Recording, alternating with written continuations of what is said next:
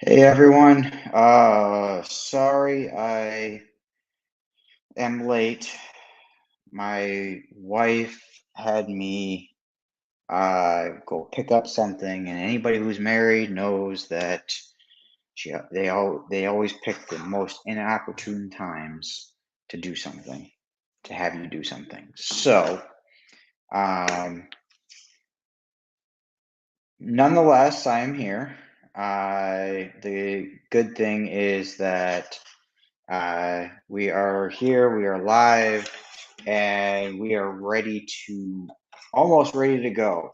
So, Carson is the gentleman that I am having on here. And the good thing is, let's see here.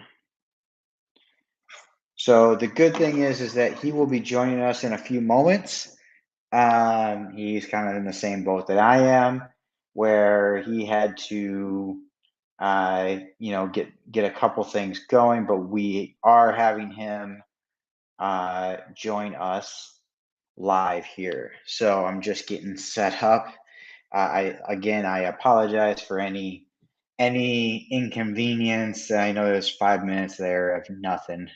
So now, in the meantime, I do want to let you guys know that this gentleman that I do have coming on, uh, he he is very impressive. He's one guy that I actually met in the beginning of my in the beginning of the time that I started. He was great. He's like, you know what? I'm gonna quit. I'm gonna go all out, balls out, and have at it.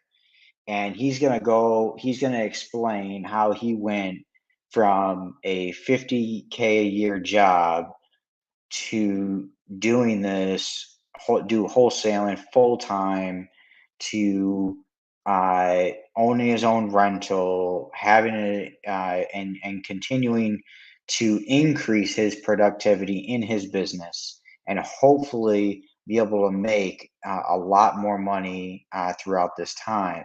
So I think he said he wants to get to 300K by either the end of this year or the end of next year. I'll let him tell it.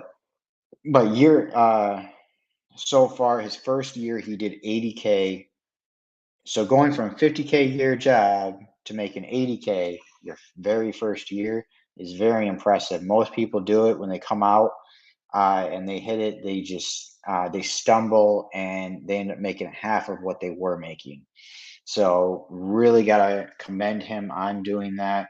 Uh, and he's going to explain how he did it when he comes on. He said he gave me a heads up that he's running a few minutes late as well, and I was running a few minutes late, and it was crazy. Had to run to Target for the wife. So, um, anyways, if anybody, this is the first time joining, my name's Randy. I'm a wholesaler in the Metro Detroit area. Uh, I also I'm using our Facebook group, Metro Detroit Off Market Real Estate Group, to help educate people and bring people together, whether it be wholesaling or anything real estate related, so that uh, we can take over the narrative of what a wholesaler is. We don't want people locking up these deals way too high and then they can't sell it, and that gives other wholesalers a bad name. I've come across it way too much, and I figured I'd do this to try uh, to see what I can do to prevent that. So whether it be wholesaling or whether it be JVing with other wholesalers, educating them on the market, all I'm doing is listening to what my buyers say. That's all you should be doing too. If you're a wholesaler, all you need to do is listen to what your buyers say. I don't give a crap about what the comps say. Listen to what your buyers say, because those are the people who are buying. Okay. Um, if those buyers that you currently have are not buying and you want to try to find some other buyers, by all means do that. But listen to what they're saying. Don't try to lock up properties for more than what they're going to pay for it. So I will say this, that we all have troublesome sellers at one point or another. It's how you hold yourself accountable and how you treat the buyer. Keep in mind, or treat the seller. Keep in mind, they're selling their property, their pride and joy, whether it be they're just trying to get rid of it, or whether they're looking just to unload it, or whether they're it's a nuisance for them, or bad memories, or whatever the case may be. We're here to solve problems, and we're here to give options. If we can give options, great. That's what we're here to do. But at the same point, sometimes we have to go into education mode with the seller and let them know this is where the market's at right now. So I will say we've had some great deals coming in this week, and so I'm very happy about that. We've had some great leads. We want to keep them coming. Anybody who wants to JV with me, hit me up. There's my number right down here at the below. There's my email that's scrolling right by, randybuyshousesmi@gmail.com. Now, what I'll do is I'll give you advice on the area, the market. I'll look at the property to see if it's worth it or not. If you send me photos of whatever you have, and send me the address, and I'll see if it's a decent area, see if we can possibly sell it. There's sometimes that we can't, and sometimes we can. So I'll be happy to JV with you as much as possible and kind of go from there. So that's my little pitch on that. If you do have any questions, please add them in the chat. I'd love to answer them, and I'll get Carson's perspective on this. I will. So on here, I'm also putting the link to the StreamYard if you want to come on video to ask your question. So if you want to come in video, make sure you come on video to ask your question, and I'll bring you up, and we will give you both perspectives, whether it's not now or later. It doesn't matter. So, Karen, hello, how are you doing today? So, um, hopefully everyone's having a great week. It was a great, nice weekend here in the Detroit area. If you are a virtual wholesaler, hit me up, because Detroit is very hard to comp, and I know the Detroit area. So awesome. Thank you. Thanks, Karen. Great. Glad to see you're doing good. Anybody who is they're working on their first deal, or they're about to close on their first deal. I give me a thumbs up emoji, or something saying your first deal. I want to hear it. I want to celebrate you guys, to be honest. So I'm happy about it. I'm happy about everyone here who wants to do deals and get things done. If you just locked up a deal and you don't know whether it's a good enough deal or not, let me know. We'll work together. Or if you don't want to work together, that's perfectly fine. I'll at least give you a little bit of advice. So I'll do whatever I can. So let's see here. While we're waiting for Carson, does anybody have any questions right now that I can answer at the moment? So what I'm trying to do is, so I was working with a wholesaler, a brand new wholesaler this week, and that I brought a buyer to a property. So I want to talk a little bit about etiquette as well. So I brought a buyer to a property. We had 3 buyers go through there. That's awesome.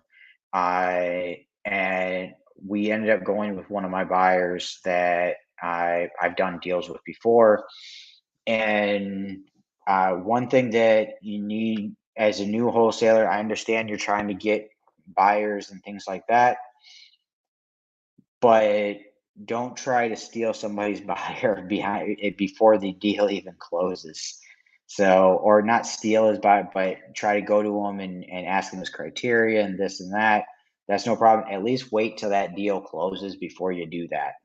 So I didn't get mad because I have a good relationship with my buyer. But just for new wholesalers, be respectful, be kind, be courteous to everyone out there. So that's one thing I gotta let people know. Um, when you're working with a another wholesaler, when you're JVing, when you're bringing another lead or they're bringing another lead, whatever the case may be. um, you can be open in communication. That's the best thing to do. Let everyone know where you stand, and kind of be there. The one thing that hurts deals or hurts me wanting to work with another wholesaler is when someone is being sketchy with me, where they don't want to give me the full story, and then I come to closing and everything's not exactly what they said it is. That's not geared towards anybody.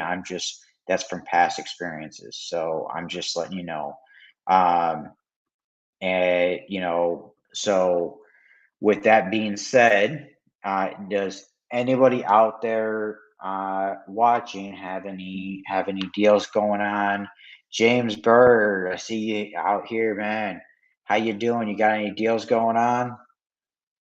So, Mike, how you doing, man? I'm actually closing a deal with Mike here pretty soon. I'm happy to hear about it. So that's going to be awesome. So, um, and Aiden, nice to see you again. Nice to see you. So, all right. So here we go. We're Carson's here waiting. As soon as he comes back here, we're gonna have him on. I'm gonna be honest with you. I'm very happy to have this guy here because he honestly has been out here. Uh, you know, he's been out here working it and getting things done. So, James, working on some. By all means, let me know what you got. We'll see what we can do. And I welcome. Hey, how's it going, Carson? How you Good, doing? Randy. How are you?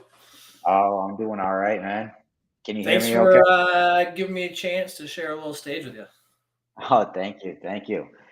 So, um, but yeah, this is crazy. Just wanted to. I'm happy to have you here with me and share your story. And I was kind of talking you up before you got here, and actually, you had to do something like last minute thing, and then my wife already probably heard you a little bit and made me run a Target real quick, so I was about 5 minutes late.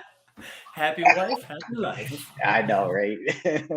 Oh, So, so but thanks for letting me be late. Sorry about that. oh no, you're all good, man. Like I said, I was late myself, so. Good. Uh, So yeah, some of these people they're probably sick and tired of hearing from me Babylon. So without further ado, Carson, let's introduce yourself here. And I told them the short story about you know what we have going on, and kind hmm of let's hear, how did you get started? What was your first taste in it? We'll start off there, and to what, all the way until you deciding at least wanting to quit your job.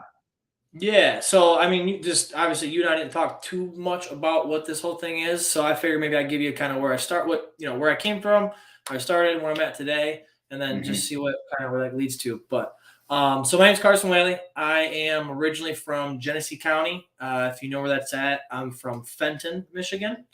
That's where I was born and raised. I went to University of Michigan and then jumped into dealership life at a car dealership when I was, I think, about 18, I think is what it was, 18, 19. It was like right after high school. So Okay. I did that for about 4 years. I was in the sales department, and then I jumped myself up to the finance manager. But during that time, like I always knew I wanted to be like the captain of my own ship. As cheesy as that, but I wanted to get in real estate. Like I saw people in real estate and what they did for themselves, and I just knew like I can do the same thing. But in 2000 and what was it 20? I think it was 2020. Yeah. So I was at the dealership for about 4 or 5 years, and in late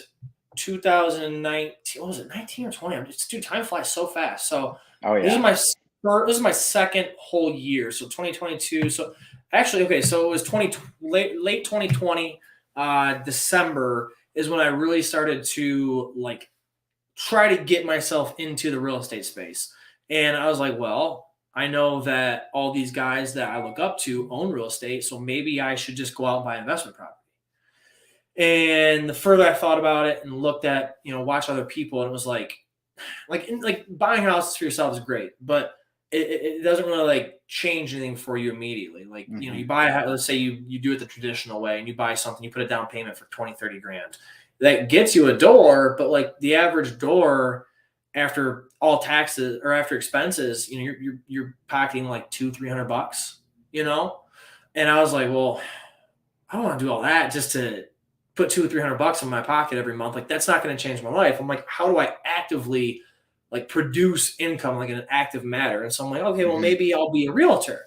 And I was thinking about that, and I had a couple other guys reach out to me. And they're like, and again, I'm a realtor now, but like initially they're like, listen, jumping from sales at a dealership over to becoming a realtor, you're doing nothing more than becoming a glorified salesperson. I'm like, yeah. right. So I'm like, still after that, then finally coming across, like, how it is. You put so much stuff into Google, eventually Google starts feeding you stuff and Facebook starts feeding you stuff. And it was basically like flipping houses with contracts with no money, ownership, or anything like that. I'm like, this cannot be real. Well, the further I looked into that, I started learning like assignable interest and blah, blah, blah, blah, blah. And I seen a couple guys in my hometown talking about selling my assignable interest, blah, blah, blah. So I just reached out to them. And long story short, I was like already looking to cut the ties on where I was at, basically burn the bridges on the ship and not return. And I met some other guys up in Genesee County. They pulled a list for me. I think I got really, really lucky because I got a deal within a week. But then that was the start of it. So I got a deal in a week. I made $3K. I put it under contract, and then the other guys sell it because I didn't know that part of it yet. Obviously, you never do until you start. But long story short, I did that, and like that, like basically like proof in the pudding there. Basically, just said, I was like, you know what? If I can do this, I can. If I can do it once, I can do it 100 times over. So I quit the dealership, and I ended up walking away from the dealership like a month and a half later because I had a great relationship with them. And so, like anybody, I guess, side note, like if you are looking to walk away from your job, don't do it with a bad taste in your mouth. Like, do it and don't burn those relationships. Like, even if you don't want to go back to what you're doing, it's still a relationship. And so I kind of just told them, like, here's what I want. Here's what I'm going to do. It has nothing to do with you guys, blah, blah, blah. And so March of last year is when I went full time with the wholesaling. And the first full year of last year, I did nothing but just wholesale, just rinse and repeat. And I guess fast forward now, it's really only been less than 2 years, but like when you stay consistent, keep your head down and just focus, things move really quick. And I'd say today where I'm at, for full disclosure, like now I own 2 rental properties. This year I've done, I'm looking at my sheet right now on Google Sheets. I've closed 24 deals with another 8 deals in the pipeline. Of those 8 deals in the pipeline, 6 are pending at the title company and 2 are still up for grabs.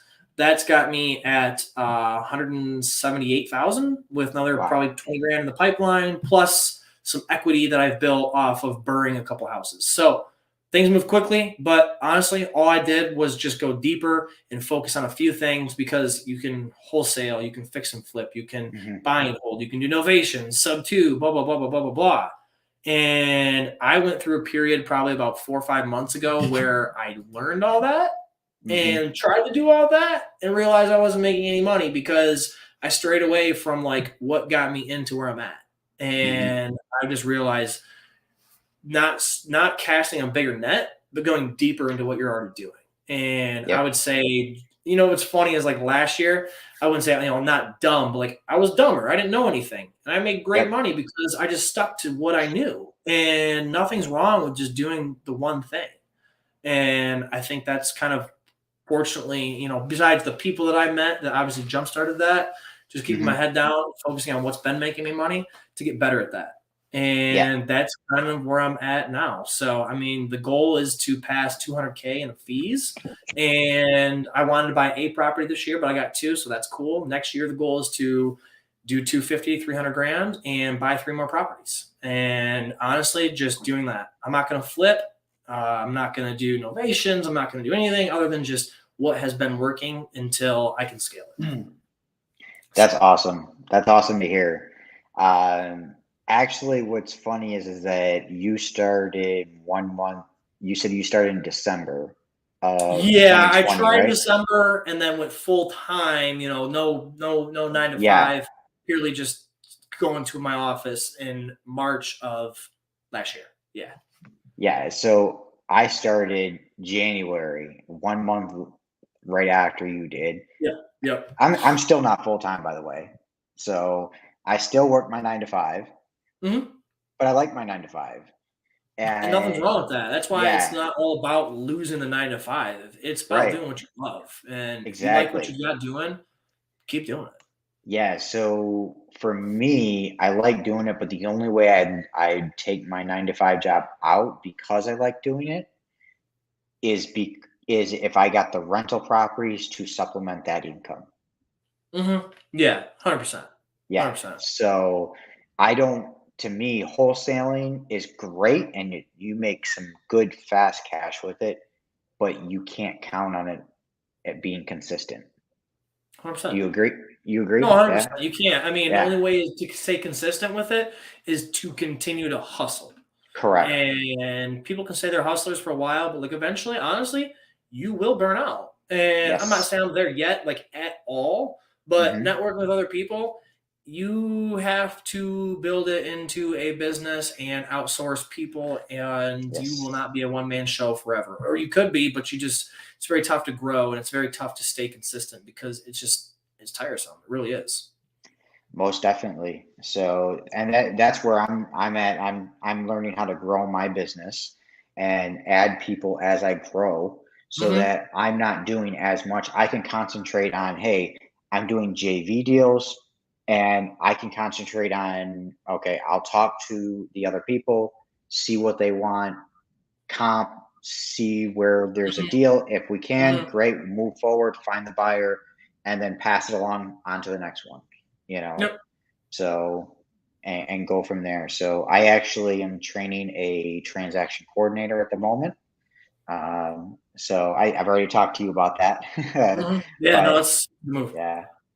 So But we'll see how that goes. But what made you? Is there any one thing about this business that said, okay, I need to go full time? Was there anybody in your life that was holding you back? Like any family members saying, "No, you can't do this. Why are you stupid for quitting your job? Or are you doing this?" You know. yeah, I mean, initially, I think I would have gotten into something like this sooner. Hmm. Like I love my parents, but Yeah. I think the biggest thing I've taken away from other people is like, there's nothing wrong with loving your parents and taking their advice, but at the same time, you have to Hmm. ask yourself what you want, and Yep. if you want something, you have to find the people that have what you want.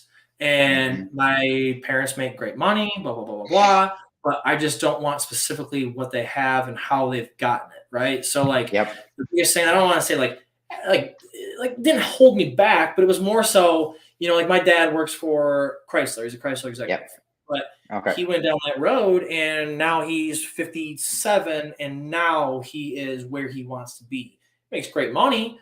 Mhm. But climbing that ladder would, like, to me, I was just like, I don't want to do that. Like, I just Yeah. know that I could do this much quicker. And it wasn't like much quicker. It was just like having the freedom. And when I say Mhm. freedom, it's like in the back of the head, like it's not that like I can, have shorter days and work less or pop out here and there. It's just the flexibility. So like, Mhm. I can work when I want, however long I want, whatever. If I need to go do something, I can do it. I don't got to check with anybody. And like that's just one vantage point. But I guess like holding me back thing was, safe, secure, and long term, climb that corporate Yes. ladder.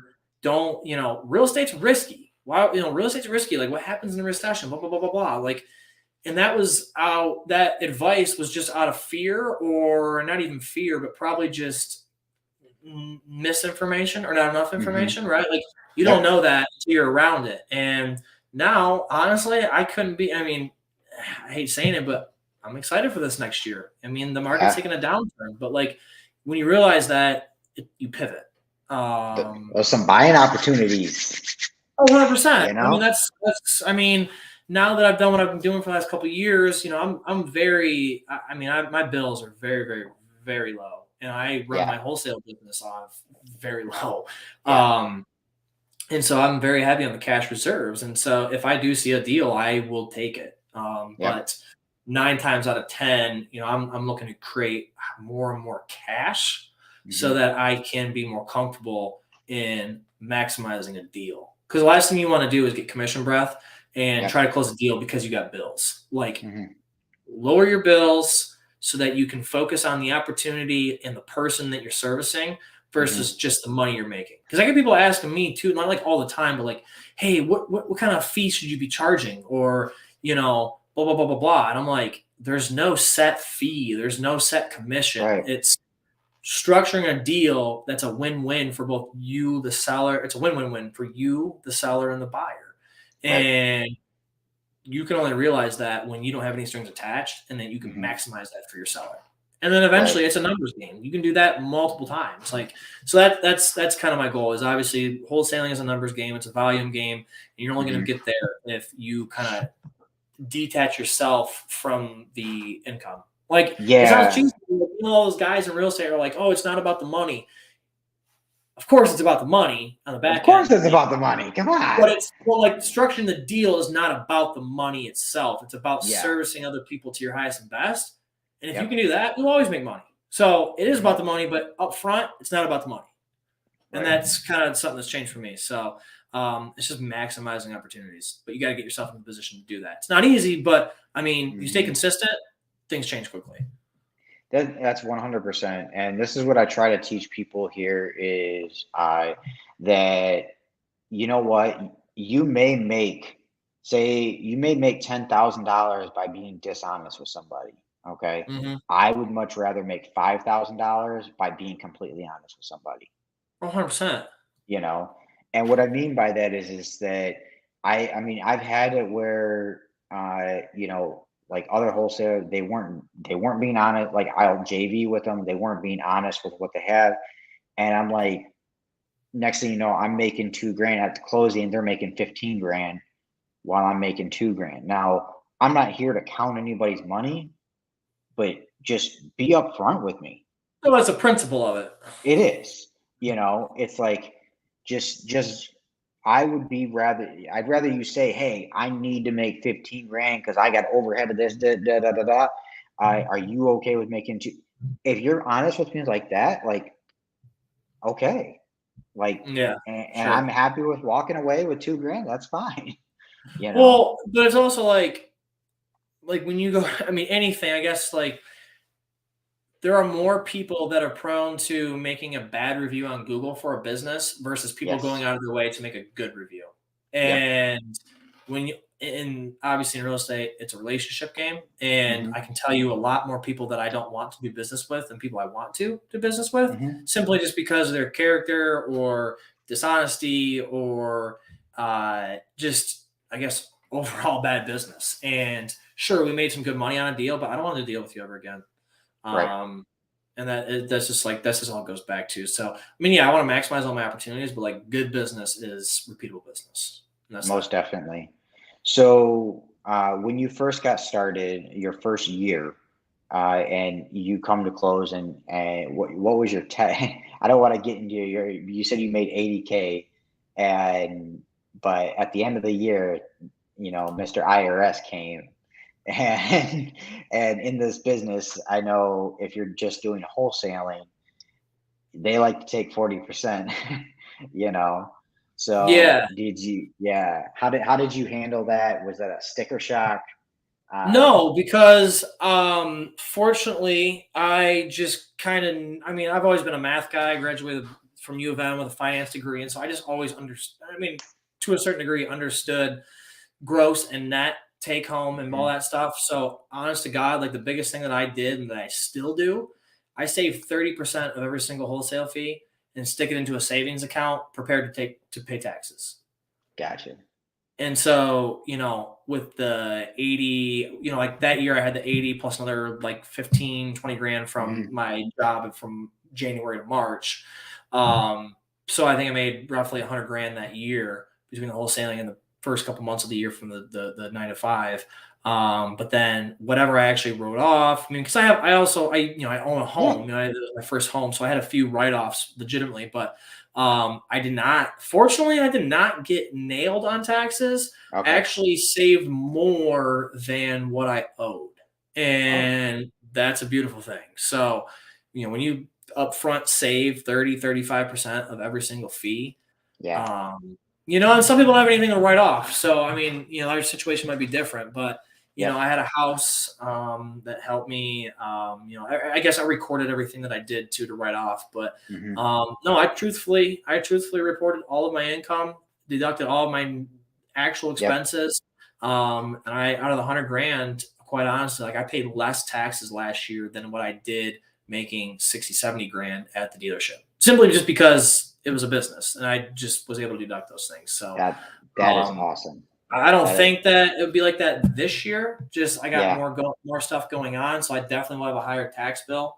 Hmm. But just don't be pleasantly unsurprised at the end of the year when you've saved nothing or dedicated nothing towards taxes, Yeah. because you will pay taxes unless you don't want to report any income. But it ain't gonna help you down the road when you're looking to get incomes and leverage your credit and everything, and you Yep. can't really afford to pay those things. So If you're if it's a you're double edged sword if for you if sure. you're trying to make a business last and try to be a bigger business, you need to be upfront and honest with all your income and things like that, because who knows, the next year you may need to apply for a loan and you need Hmm. that income coming in. So Hmm. uh, Yeah. but I wanted to ask you as well, so when you first got started and you called that list that your friend gave you, okay, did you worry about starting an LLC and all the things Nope. that people go into deep what uh analysis paralysis, you know what I mean? No, no, I did not. So I did create an LLC just from joining some kind of like wholesale mentorship program or whatever it was. okay. Part of that was them creating me an LLC, but I did not worry about creating a Google page, a website, tax structure, and all this extra stuff. Like Hmm. honestly, how are you going to set that up and worry about all that stuff when you're making no money off wholesale fees? Right. Like, I guess, I mean, I'd like to indirectly, but still answer your question. Like, I guess I could tell you what I did every single Yeah. day for the first year. I mean, honest to God, I mean, right now I have a cold caller and a transaction coordinator. So I'm not the one Hmm. that's making those initial calls every single day, all day long. I do the Hmm. follow up. But last year, I would say the biggest thing that helped me, and I think a lot of stuff that I did at the dealership definitely translated to what I do now, but I time blocked. I knew Hmm. that from like 9 or 10 o'clock in the morning until like 3 in the afternoon, I did nothing but call, nothing but cold call. And that's Okay. you shouldn't be doing anything other than your marketing. Like I did the cheapest marketing possible because I didn't have any money to do it with. And Yep. doing that made me go through it to learn it so that one day I could hire a cold caller. But like I wouldn't try to hire a cold caller and all this stuff so that you can just be the closer. Like you want to go through it so you can Mm-hmm. understand it. So like all I did the first year from March until December was literally like 9 in the morning until 3 in the afternoon. All I did was call. And then I go on my appointments and stuff. I did like literally nothing else. Nothing Yep. else. And Um, and to add to that real quick, the reason why you do it yourself is because your person that you have do your cold calling, your virtual assistant do your cold calling, they're only as good as you train them. yeah, 100%, 100%. So the reason I knew that that was what I should do is because when I was at the dealership, so I was actually at two different dealerships, and I Hmm. had one sales manager who became a sales manager very quickly because he just knew the right people, and they wanted to put him in that Hmm. position and let him kind of get trained and combed into that position. Hmm. And I would go to him, and he would be able to answer most of my questions and help me most of the time. And Hmm. then when I went to the other dealership where I was last at, the later one, that manager was a rock star. He was on the sales floor for like 10 years of his life. He was in Hmm. finance for 5 years of his life. Then he was in another department. And then after 20 years, he was a rock star sales manager for the entire Yep. floor.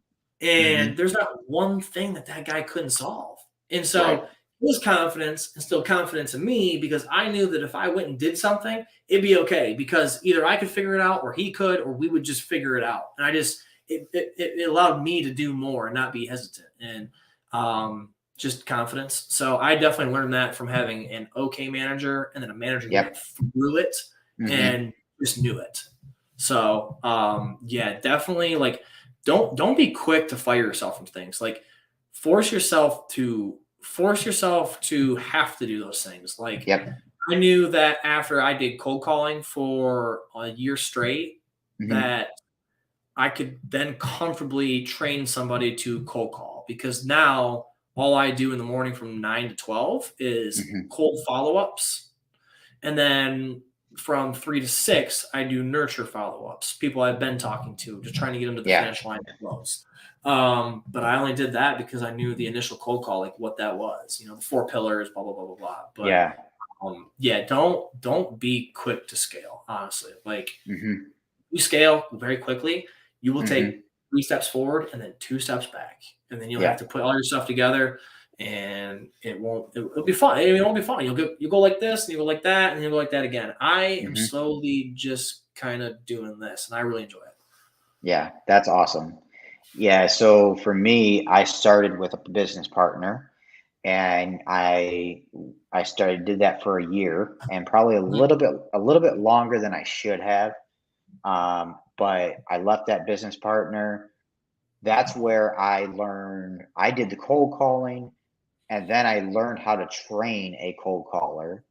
mhm, And I we did the had a couple of virtual assistants, a couple cold callers, things like that. And now when I went on my own, I'm concentrating on just JVing with people at the moment. And I'm slowly building up. I'm building up my CRM, building up my systems, and I'm gonna get back into cold calling. mhm, So I kind of went forward, came back, just like you said, you know. mhm. And I had to Yeah. come back, because I went back on my own. So, Uh-huh. um, but it is what it is. So I think I'm doing a hell of a lot better now, you know. For sure. you Well, know. it's just knowing. It's just having. I call it a vital check, knowing the vitals of your Yep. business, and when you do, you just know where you're at. You're more Yep. comfortable, and you're not scrambling. Because like the worst feeling is not knowing if you know what's going on in your business, and Yes. now you're distracted trying to put the pieces together when you should be on the phone. You should be talking to sellers. You should be talking Yep. to buyers, but you can only do that when your vitals are in line. You know. So if you could say there's one piece to your business, what the one most important piece to your business, um, obviously besides you, okay, say a software, a tool, uh, Mm, something like that. What is the most important thing to your business? at this point, a CRM. I didn't have one when I first started, just because. I mean, and again, you don't need one when you first start either. Like, use an Yep. Excel spreadsheet. Don't go out and spend the money on all this stuff yet. Mm-hmm. But when you can and you're able to, get a CRM, Yep. because I'll tell you that, like, once I did start to get deals in the pipeline, like this year, I mean, I'm closing this year. A third of my deals I'm closing this year are people that I've been talking to since last year or earlier this year and all that stuff. But Mm-hmm. the reason I'm not closing them is because things aren't falling through the cracks, because I have Podio. So I have like everything in Podio, which for Yep. people who don't know what Podio is, it's a CRM. There is a free version of it. I have a $50 a month paid version that I use, but it's because I have other tools that integrate with it. But in the beginning, Podio is free, and it just Mm-hmm. allows you to basically, you have a house and you have everything inside the house, so that nothing falls outside of it, so that you can track your call log in there, your text if you're texting, Mm-hmm. all the notes on what you've talked about with the seller and when you talk to them and when you should set that next follow up. Mm-hmm. I have my DocuSign connected to my Podio, so all my contracts are in that person's profile. Okay. My Dropbox is linked to that, right? So if I Mm-hmm. pull up, Randy Steadwell seller, I have everything you and I have talked about when we've talked about it. I have our purchase agreement in there. I have the Dropbox link to it. I have like everything. It's like it's fireproof, and Yeah. it just allowed me to keep track. Because like first initially, dude, like I was doing all my follow ups on here, and then Mm-hmm. I went and saved numbers, blah blah blah, and I'm like, who is this and stuff like that, and you look like a fool, and you lose contact, or you're texting them on your phone, but you don't put that note in the system, and then you talk to them a month later, and they already told you one thing, you're like, oh shoot, I forgot. Like Podio is been a game changer for me, and I've only had Podio for probably since April of this month. Okay. But the Podio has brought consistency because I don't miss, and when I don't Yeah. miss, I'm the first person that's Johnny on the spot with that seller when they are ready. Gotcha. So it's like, I'm not talking to way more people or closing more deals. I'm just, or how do I say that? I'm staying consistent with the same people and then slowly adding more people into it. But most people that I come in contact with that are eventually going to become a deal, I Mm-hmm. do end up closing them just because I don't let things fall through the cracks. Right. So yeah, a good CRM, but the CRM is only as good as what you input to it. Mm-hmm. So you have to use a CRM. You That's have to. 100%. It's funny because I had a call. I was following up with the lady, and she actually answered her phone and say, "Yeah, who's it?" Like she was in a rush. I'm sorry, I'm on the way to the hospital. My mother's about to pass away, and hung up. I'm like, okay, you take care of you. I'll give you a call back, say in a couple days. Okay, set it up in Podio. Okay, on to my next call. All right. What I did is I put those notes. She was on her way to the hospital. So Mhm. do I have to remember that? No. But as soon as I called back, I see those notes in there. Yeah. Hey, Hey, how's your mom? She doing all right? exactly. You Yep. know, those are the Yep. first words out of my mouth. Yeah. So not, 100%. do you need to sell? Do you want to sell? Hey, Yeah. No, I what do told you you, my family member's in despair. Like, oh yeah, shoot, I forgot. Oh yeah. wow, you must care about me. Exactly. So I have one deal I've been working on for like 6 months, and we're finally coming to the closing table. Mhm. So, and it's just, it's crazy. I've been working with them through the probate situation and things like that. So, um, but yeah, it's a CRM.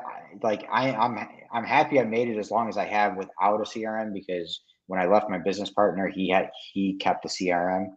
So I'm making my own in Podio, and I'm customizing it towards what I want anyways. Yeah. So, you know, Mhm. uh, but yeah, it's definitely a piece of software, a great piece of software.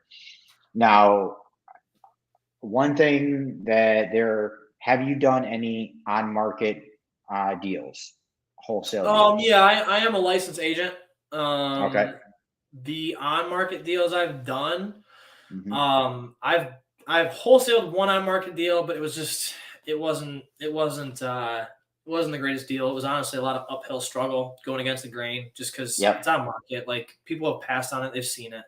Hmm. And I had to end up renegotiating, blah blah blah blah. But the deals that I'm now doing on market that are actually, uh, prosperous, are just providing more solutions to the same seller. So whether Hmm. I'm going to personally buy it, wholesale it, or at the end of the day, if you and I just, you like me and you trust me, but we're just not Hmm. coming eye to eye on the price, then let's Hmm. list it. And in most Yep. cases, because the only houses I actually list now are the ones that are actually distressed. And so the people Hmm. that are going after those houses are obviously investors. Um, and so it's allowed me to, like, the last 4 houses that I've listed, I've double sided from 3 of the last 4. Okay. And I've made probably the same amount that I would, or maybe a little bit more, on a wholesale fee. Nice. Now, So what? Go ahead. I was just gonna say, it allows you to make that money. It gives you Hmm. credibility to the seller, but then two, you're gaining buyers, and then you're also talking to agents that have investor buyers. So you're getting Yeah. exposure, you're helping them get a better price, and then at the end of the day, because you maximize the situation and did what's best for the seller, you're still putting Yeah. a check in your pocket. So So, at what point did you decide to become a realtor? Because I know that you said in the starting point, going from working in the dealership to become a realtor was essentially a glorified salesperson. yeah, well, I So, did it in a different light. Like, initially, when I was gotcha. thinking about doing the realtor thing, it was just like, okay, cool, I'll become a top producing realtor. Which you can do that, I guess, right? Like, if you want to do that or Hmm. do wholesaling, I go, it's the same thing. It's still earned income. Right. But I knew that the space I would be in if I was listing houses or being a buyer's agent wasn't Hmm. going to get me into the rooms that I wanted to be in ultimately, and running the real Right. estate.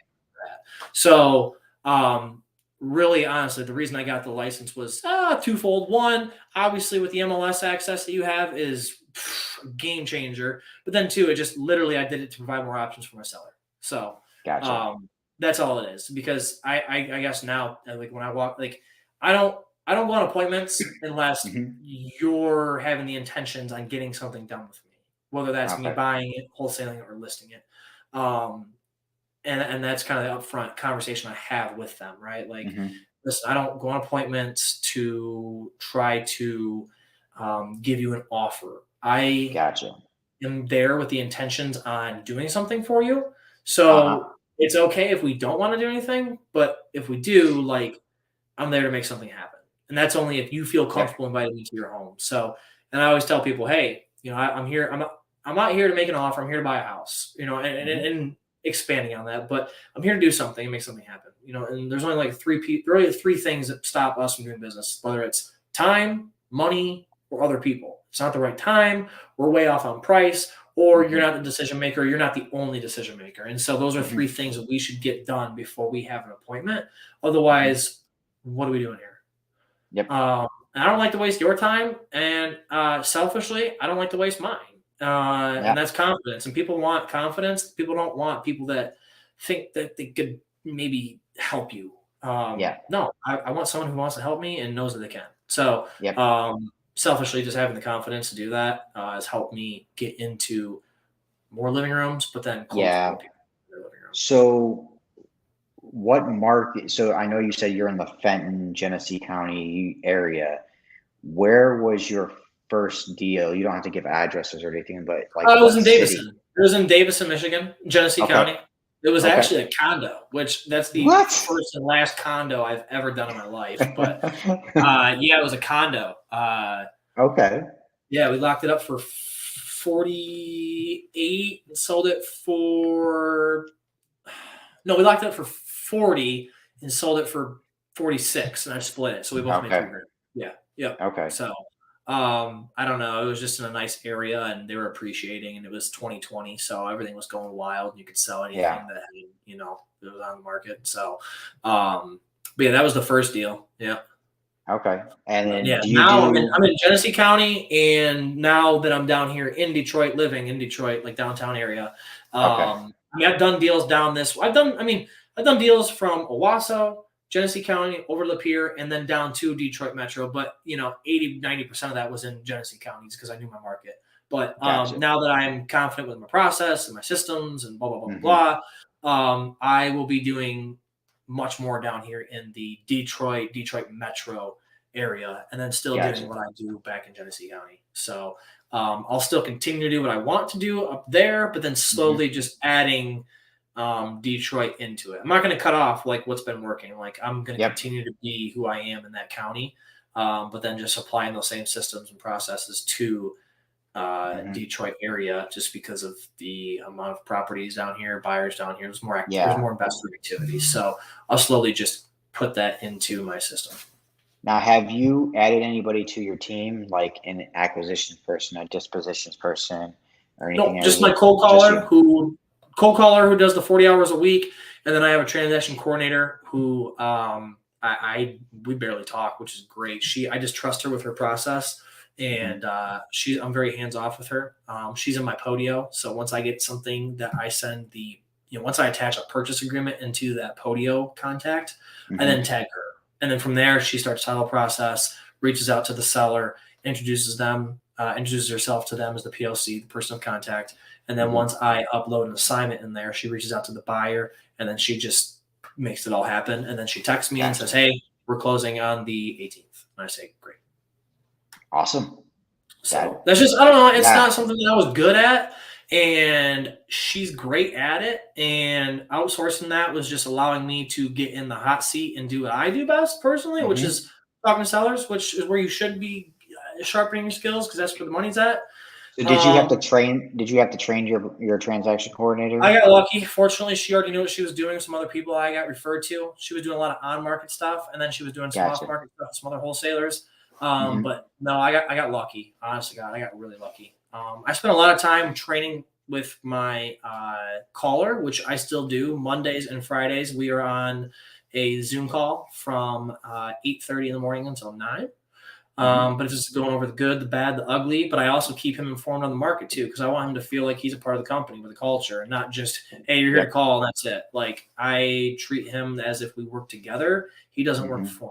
I pay him well. I pay him a little bit more than what most people might.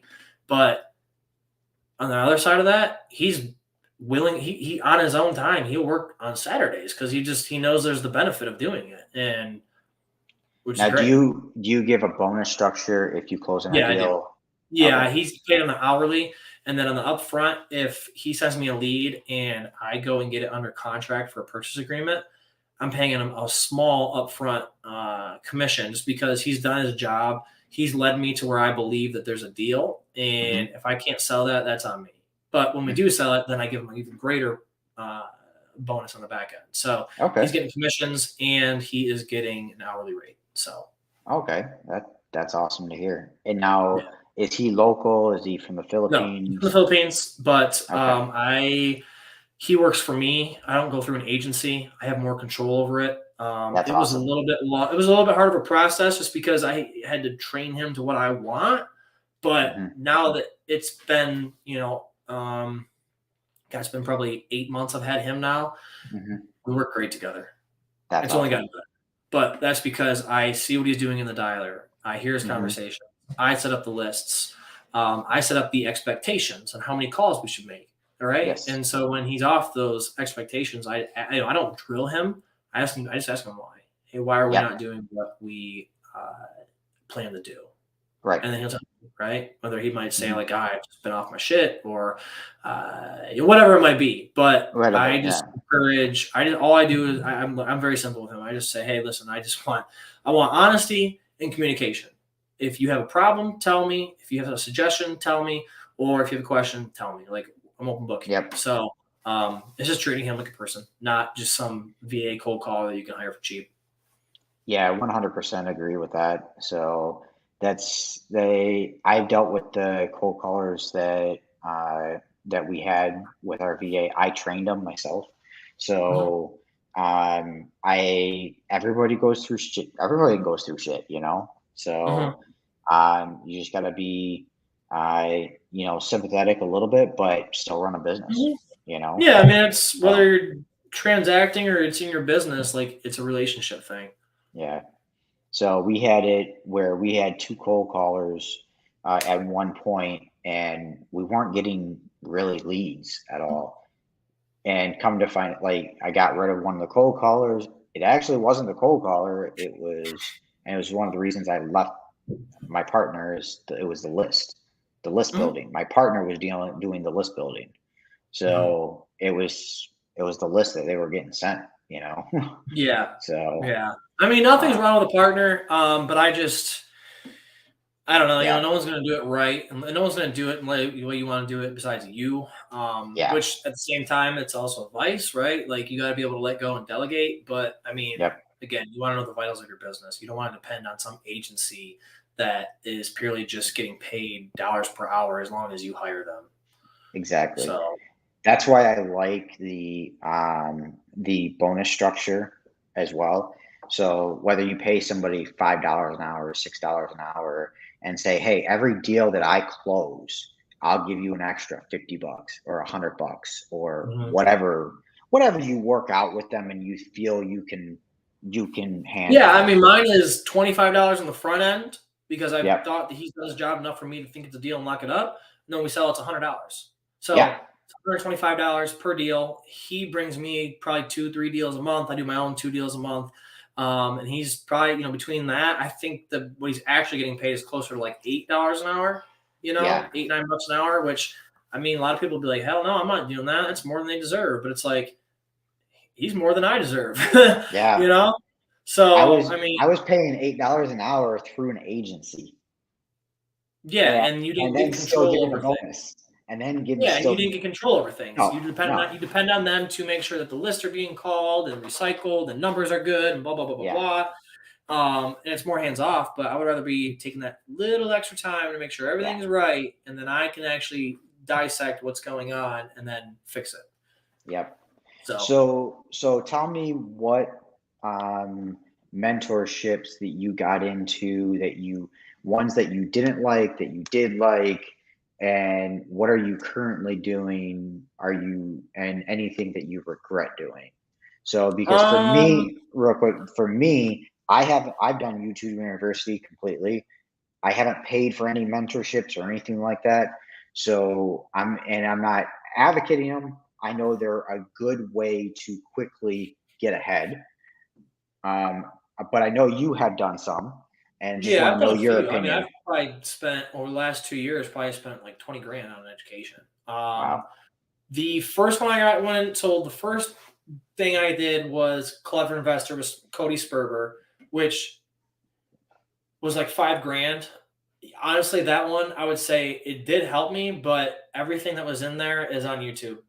Quite Hmm. honestly, Yep. I don't think I regret it. I just, if someone were to ask me if you would do that again, I'd say no, and I would probably give them some content to absorb. Hmm. And then last year, I went to Steve Trang, Real Estate Disruptors. I went to the 3-day in-person class. That was $5,000. I would spend that again. That Hmm. was that was beautiful. Because I had sales background, but this was sales for real estate and wholesaling and investing, and Gotcha. it was awesome. If you watch Steve Trang, or if you don't, I would watch Steve Trang. He's amazing. So that's 10 grand I spent last year. This year I joined Sub Two, which is I think it's about $7,800. But the only reason I spent that money was because I was looking for that next step, which was just community. Hmm. But it's a lifetime program. So, I mean, I'm not here affiliate program or anything, but if Right. you get to a point where you are making 6 figures in your business, I would join Sub Two. Yeah. Definitely been a good decision. And then so that was like 17. So I mean, call that 18 grand. Tomorrow I am on a call with Josh and Tiffany High for their program, which is purely just systems and processes, not to Hmm. scale quickly. It's just to make what I have better so that when I Gotcha. want to scale, I scale with efficiency. I don't scale and then lose haywire and then have to fix everything that I've done. So, but I mean, do your coaching, do your programs, but take action. Like, Hmm. don't just think that you're going to get into a mentorship program and then have to learn everything.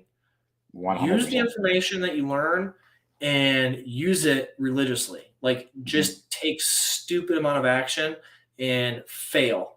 Honestly, like fail hard, flat, right on your face. Because once you do that, you'll never skin your knees in that same way again. Or if you do, you're a fool. Like, it's a fool me once, Yeah. fool me twice. Fool me once, shame on you. Fool me twice, shame on me. Yep. And honestly, like I've learned more from taking actions from the programs than just learning the programs. So I would say do your education and mentorships, but like only do it with the intentions on taking massive action inside of it. 100% agree with that. Um, if I didn't have a renovation I was paying for at my house, I would have done a lot of mentorships and things like that. Mhm. The one thing that I really want to get into, I will eventually, I promise you that I will, is paces. So do. Sub two. Yeah. Yeah. Yeah. That is 100%. He actually inspired me to start or and how I want to run the Facebook group that I'm in, that I'm doing. Mhm. So Yeah. I want my Facebook group to be similar, a community where we all come together, whether we're doing deals together, whether we're just helping each other out or anything like that. Um, keep that negativity out and just help each other out, Yeah. and No, kind of go from 100%. there. Every time that I've gotten better, it was just from education and community. Yep. So if you get in the right rooms with the right people in that community, and then you Hmm. learn those things, and then you just take action on it. It's not. It's like real estate's very simple. It really is. Yes. It's just tough. It's tough, but it's simple. Yep. Um, and it's like don't overcomplicate things. Just like there's no secrets. If you look up to somebody and they have what you want, you Yep. trust them. Just do what they say. Yeah. With Yeah. a grain of salt, but just do Of what they say. course. Like, it's not like there's no secret. Like it's just doing it. Yeah. No, 100% agree with you on that. And I consume, so I don't listen to the radio at all. I consume all of his content, all Yeah, of, 100%. I don't watch TV or really yeah. listen to music other than if I'm out doing So, something in a social manner. yeah. So when I'm in the car, I literally to the radio, often there's a YouTube video going on and I just listen to it. You Yeah, know, 100%. when Yep, I'm at 100%. work, that's what's going on. Yeah, So, I listen to a lot of Wholesale Inc., um, Jerry Norton's Flipping Mastery, yep. and I can probably tell you right now, I heard on my Spotify here. Brent Daniels, I will say Yeah, one thing. TTP, that's a good one. Yeah, so I will say one thing that's really helped me with cold calling is Brent Daniels' cold call breakdown. Yeah. All his content for the cold call breakdown. And I was able to listen to it and see real people give their objections and come up with solutions. 100%. Yeah, no, You I know, definitely you are like what you consume. So start consuming more as yeah, you're replace it with music, replace it with TV. Like yeah, if you truly want to do what you do these yep. things, 100%. So most definitely. So what is your so for the rest of this year, you're looking to break the 200 or get Yes. 200? Break the I'm 200? I'm looking to get at or above 200. It's an ambitious goal. Mm-hmm. I last year did 80. I thought there was no way in hell I would get to 200. So I thought, well, maybe I'll try to do 125. And it's like, why only set that self? Why? Only, I mean, Yeah, of course, I wasn't going to go. Oh, I'm going to do $500,000. Like smart goals, right? Like something yep. that's attainable, measurable, accurate, and time, allowing yourself enough time. Mm-hmm. And I just figured that if I set 200, it would be something ambitious enough, but yet I could still realistically accomplish. And maybe I don't Yeah, get there, but I will get yep. damn close if I don't. Right. So last year, I made the first year that I did this. I made 25, yeah, 25, no, sorry, 30 grand. And that was my portion. So as a company, we made 60 grand. Mhm. And I walked away with 30 grand and put that in my pocket, obviously paid taxes, pay some expenses, things like that, Yep. half of the marketing. Yeah. For somebody who is working full-time and a full-time 9 to 5, and I did 3 job changes that year in my 9 to 5, making more money in my 9 to Yeah. 5. Yeah. Yeah. So it's It's doable. definitely crazy. Yeah, it's But it's doable. definitely doable. So, So, um, you know, if you don't like your 9 to 5, if you're working at a bagger, or you're working at McDonald's, you're working at a pick and pack through an Amazon or oh yeah, whatever, 100%. you know, do this, follow the systems, have a plan, and execute. You know, um, so now we're coming up to the end, and so I don't want to take up too much more of your time. But how can people, if people want to work with you, ask you questions or anything like that, how can they get a hold of you? You can get my phone number, or you can hit me up on Facebook. Whatever whatever you want to do. But I don't know. Is there like a side chat? Because I can put my stuff in there too. But Uh, yeah, so we can do, yeah, there's a side chat here, but let here, I'll me, do. Is there like a screen share thing? Because I could just put my contact info here too. yeah, yeah. So put your, change your name where your name is and And just put my have phone your number down contact. and all that. Yeah. Okay, Oh let's yeah. see here. Let's see. Help me out here a little bit. Let's see. Edit name. Here we go. So if you want There to you do go. that, I'm gonna put Carson W. That's all you There you need. go. And And Aiden was saying, do you mind sending us your email? sure. So Um, that'd be good. is there a screen share on here where I can actually like here? Let's do this. Let me do Yeah, this try real it. quick. Yeah, try Give it. me 1 second. Let me just open up. Let me do something real quick. This will be even easier to do. Make this bold. I'm just gonna make a quick Yeah, sheet. under it says present, there should be a screen Okay. share there. All right. Give me 1 second. Yep. 5.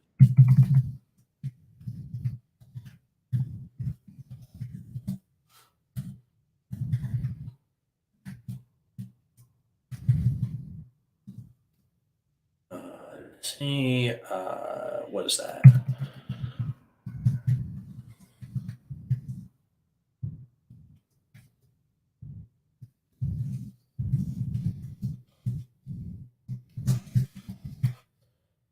Um.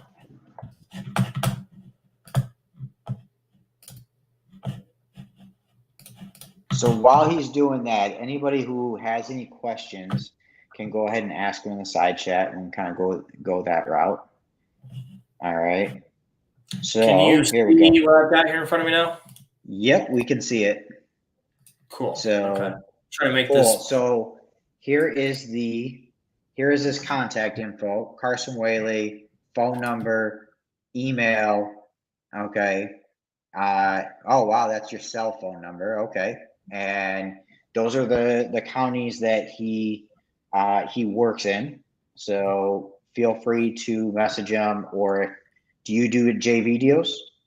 I do. I guess the only caveat I have is I don't care like what situation you're in, because the biggest thing I had was like my background. I was a wrestler, and all I did from like age 5 up through college was wrestle. And so at Yep. one point I knew nothing.